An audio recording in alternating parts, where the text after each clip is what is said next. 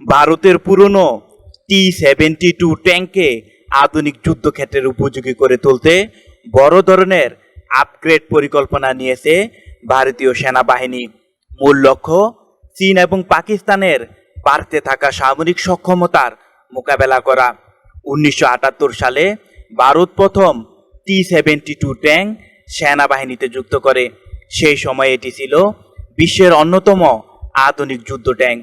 শক্তিশালী 125 মিলিমিটার কামান, উন্নত ফায়ার কন্ট্রোল সিস্টেম, কম উচ্চতার ডিজাইন এবং দ্রুত গতির কারণে T-72 ভারতীয় সেনাবাহিনীকে বড় কৌশলগত সুবিধা দিয়েছিল। একই সময়ে পাকিস্তান ধীরে ধীরে তাদের পুরনো প্লাটুন ট্যাঙ্ককে সরিয়ে চীনের টাইপ 59, টাইপ 69 ও টাইপ 85 ট্যাঙ্ক ব্যবহার শুরু করে। পরে ইউক্রেন থেকে প্রায় 300টি T-80 ট্যাঙ্ক সংগ্রহ করে ইসলামাবাদ।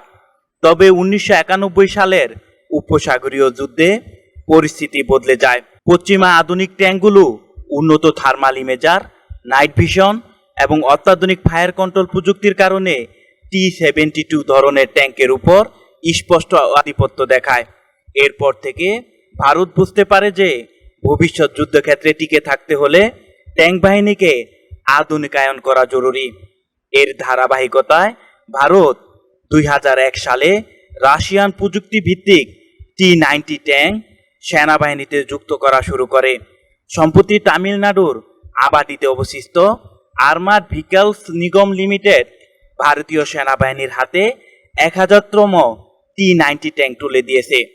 তবে ভারত এখনও বিপুল সংখ্যক T-72 ট্যাঙ্ক ব্যবহার করছে, তাই এগুলোকে আধুনিক করার জন্য চালু করা হয়েছে প্রজেক্ট রাইনো।